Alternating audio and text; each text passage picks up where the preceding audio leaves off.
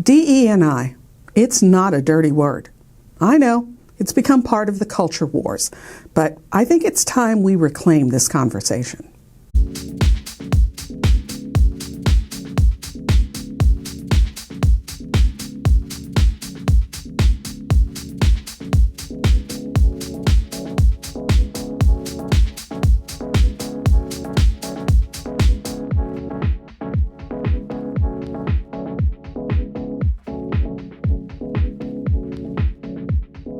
Hi entrepreneurs, I'm Vicky Brown, and you're in the right place if you want to engage your team, boost your business, and grow your leadership muscle.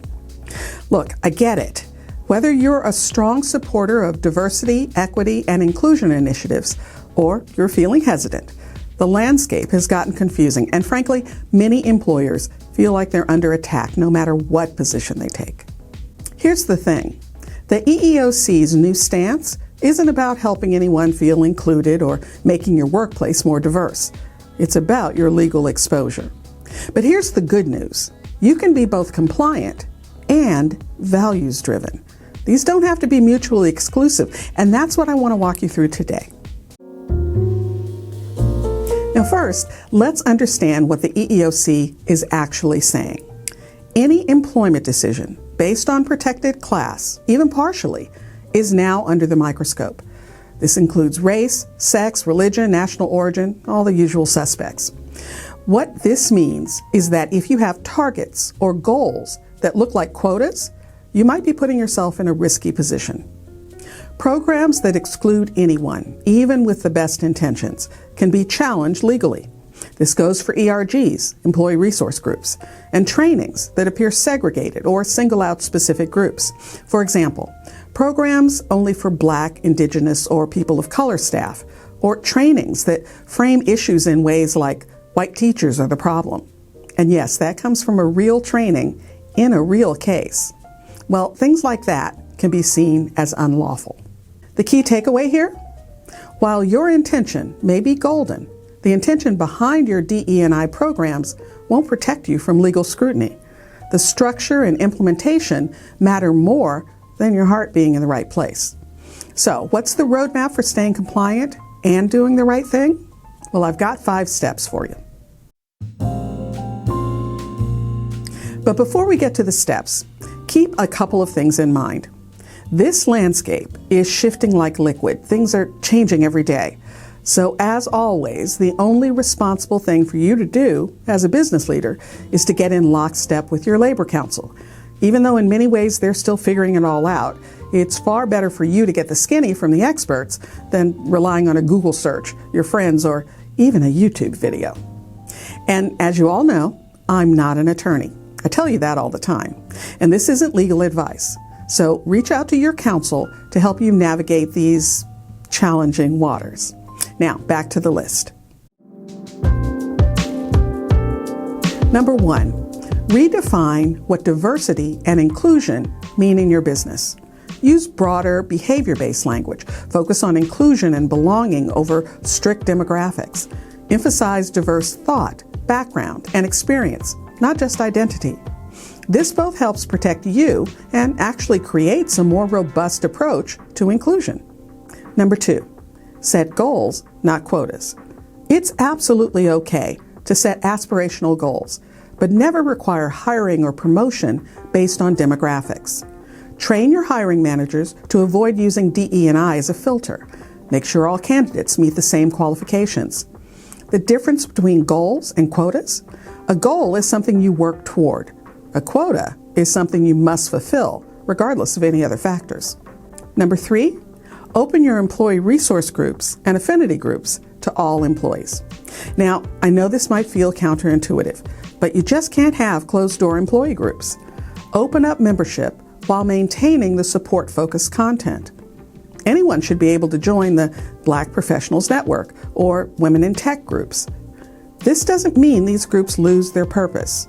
It means they become more inclusive while still maintaining their focus. Number 4, avoid segregated training. Train everyone together. Use inclusive language in bias or harassment training. Don't single out groups, either for blame or for protection. This approach not only keeps you compliant, It actually creates a more meaningful dialogue across the whole organization. Number 5, reward inclusion, not identity metrics. You can recognize people who champion inclusive practices, but define success in terms of behavior, not demographic outcomes. Look at mentoring, inclusive hiring practices, and cross-functional collaboration, rather than just hitting demographic targets. Now, there are new risks specifically for small businesses that you should be aware of. Even asking about a vendor or law firm's DE&I efforts could expose you to EEOC scrutiny. Sharing demographic information about your workforce with clients, investors, or in PR campaigns. Be careful. It's now part of the investigation zone. What used to be considered good marketing can now be a compliance risk. But here's where I want you to really focus. Aligning DE&I with your values without losing sleep at night.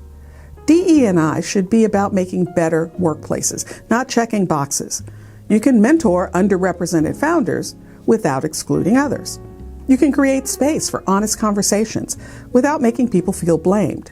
You can use your values to guide inclusion, not bureaucracy. Compliance isn't the ceiling, it's the floor. Build something better on top of it. So, what should you do now? Well, first, audit your DE&I efforts, and not just for compliance. What are you trying to accomplish and why? Are your programs inclusive of everyone while still addressing historical inequities? Second, commit to being an inclusive leader, not just a compliant one.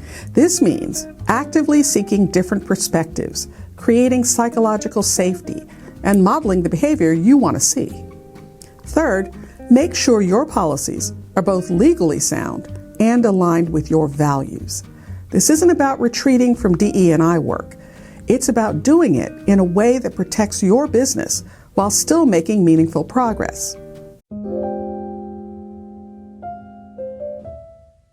Remember, when we strip away the politics and the noise, DE&I is ultimately about creating workplaces where people can do their best work.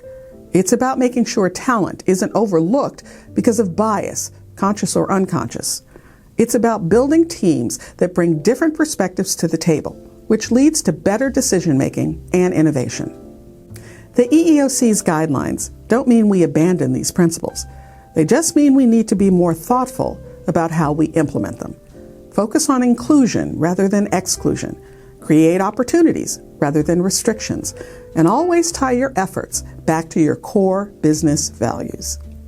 When you do this, you can navigate the current landscape with confidence, knowing you're both protecting your business legally and creating the kind of workplace where everyone can thrive. It's not an either or, it's a both and. And in the long run, that's what's going to make your business stronger. If you found this information helpful, please subscribe and share. And remember, your inspired leadership is the secret sauce to having a high-performance team and a wildly successful business you'll love. I'll see you next time on Leader's Journey.